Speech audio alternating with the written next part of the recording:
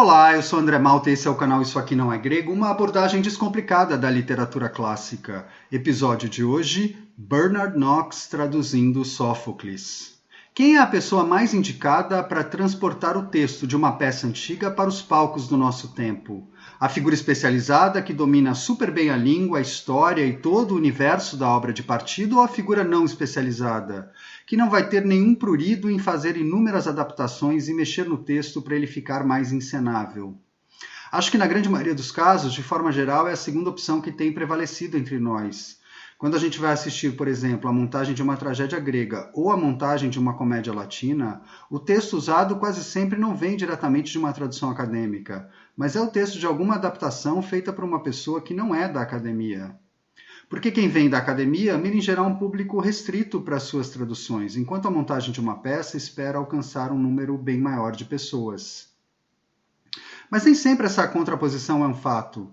Aqui no Brasil, Tereza Virgínia Barbosa, professora de grego antigo na Universidade Federal de Minas Gerais, lidera há mais de uma década a Companhia Trupersa, que até agora já traduziu para o palco e publicou 3 peças de Eurípides, Medeia, Electra e Orestes. Um outro caso mais ou menos isolado, mas em língua inglesa, de uma recriação teatral oriunda da academia, é o do helenista Bernard Knox, autor de estudos fundamentais sobre a tragédia grega. Em 1958, Bernard produziu uma versão direta do grego do Édipo Rei de Sófocles, mas uma versão muito especial, não só porque foi pensada para ser montada por uma companhia teatral, mas também porque a montagem seria filmada e esse filme utilizado com estudantes do primeiro ano do ensino médio. É desse projeto que quero falar aqui. É bem interessante analisar o resultado final do trabalho de Bernard. Curioso exemplo de um meio caminho entre a fidelidade típica do acadêmico e as liberdades necessárias para se alcançar um público maior, que não vai ler, mas ver e ouvir a peça. Ouçam as primeiras palavras do Édipo Rei de Sófocles, que são ditas pelo protagonista Édipo, o líder aflito com a peste que toma conta de Tebas.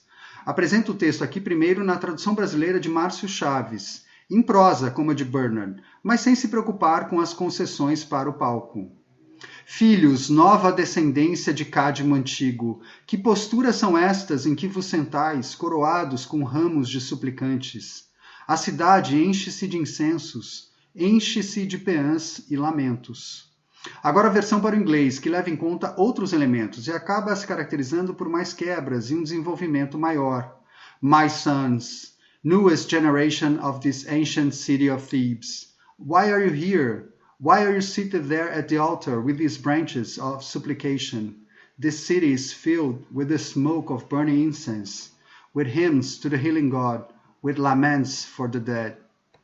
Sim, o conteúdo no final é basicamente o mesmo, mas notaram que antigo Cadmo passou para This Ancient City of Thebes, que Peãs passou para Hymns to the Healing God? São exemplos que mostram o norte central do projeto de Bernard, contornar toda e qualquer informação que precise de uma nota de rodapé, como seria o caso especificamente nesses primeiros versos de Cadmo e de Peã. Essa é a explicação principal que o próprio Bernard oferece no prefácio que escreveu para a versão em livro do trabalho, que saiu muito tempo depois, já nos anos 2000. Bernard diz que sua tradução é um acting version e que ela foi elaborada numa época em que quase não havia transposições que tivessem a performance teatral em mente. O objetivo maior foi ser claro, simples, direto, mantendo o que ele chama de excitação dramática. Em nome da clareza e do vigor, todo o resto foi sacrificado, ele diz, e o resultado final, se não é Sófocles, ao menos tenta preservar sua dramaticidade básica. Para a gente entender melhor o que ele quis fazer, se Édipo, por exemplo, se refere a Creonte, o irmão da Jocasta, como filho de Menécio, Bernard usa só Creonte mesmo, para não adicionar uma informação, Menécio, que o grande público não domina.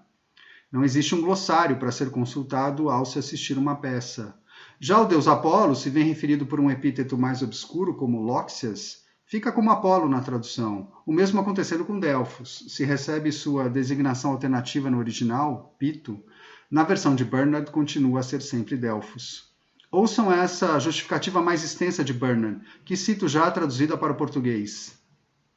A tradução quer trazer para o ímpeto dramático da peça um público que já vai ter dificuldade em adquirir mesmo as informações necessárias mais básicas. Se temos de escolher, e acredito que temos, entre fazer os estudantes experimentarem a excitação da peça ou nos certificar de que sabem quem foi Labdaco, não tenho dúvida sobre qual a escolha a ser feita. Além dessas, há outras alterações perceptíveis que Bernard não explicita no prefácio. É muito comum, por exemplo, ele fracionar construções sintáticas mais longas do original e usar certos volteios adicionais que não estão propriamente no grego. Ouçam essa fala de Tiresias a Édipo na cena mais impressionante da peça, quando o adivinho já anuncia para o rei que ele é a figura do criminoso que está procurando. You are a pitiful figure. These reproaches you fling at me, all these people here will fling them at you, and before very long. Lendo a tradução para o português de Márcio, encontramos a construção mais sucinta, solene e elaborada que está no grego. Tu és um infeliz ao lançar-me injúrias que contra ti todos estes, sem exceção, logo lançarão. O mesmo vale para a resposta que Édipo dá a Tiresias.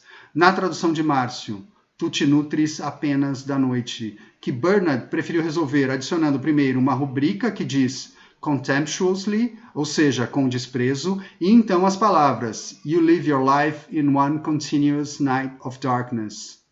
Bernard abole a ideia do verbo original, nutrir-se da noite, e reforça a imagem da escuridão.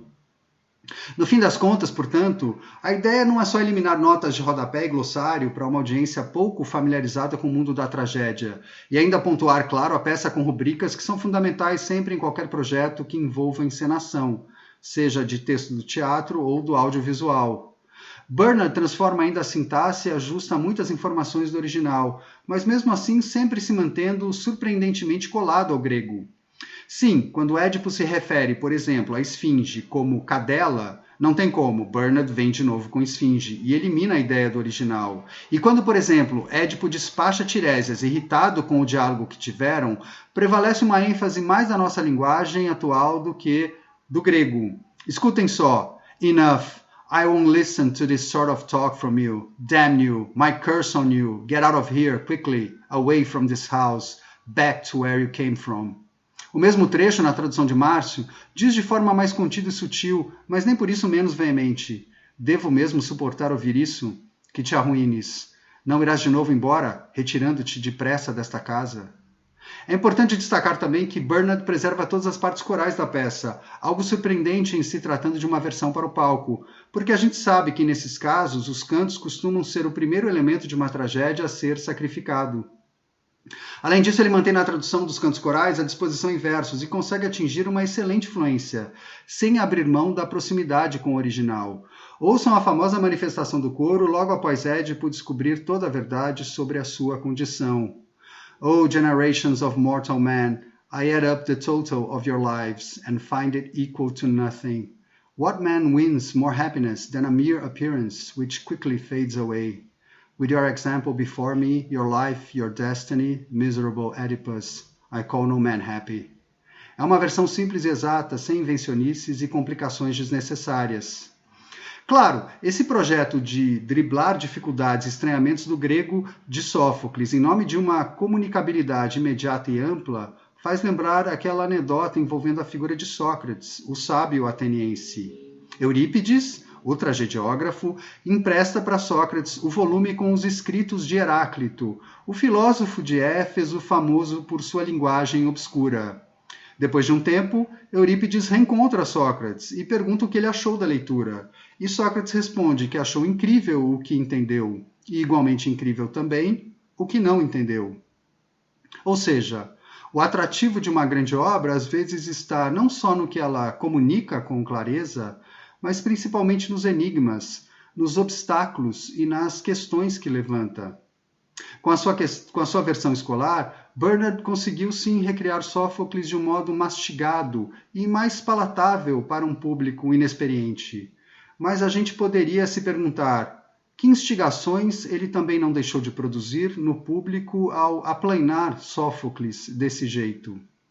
Pessoalmente, acredito que nessa permanente tensão entre o impulso em direção ao passado e o impulso em direção ao presente, um tipo de tensão que toda a tradução e toda a releitura experimentam, cada uma à sua maneira? Acredito que não há gradação ideal nem solução final. Apenas exemplos que devemos compilar e tratar sem preconceito, sabendo como, quando e com quem usar cada um deles. Eu fico por aqui, obrigado por ouvir e até a próxima.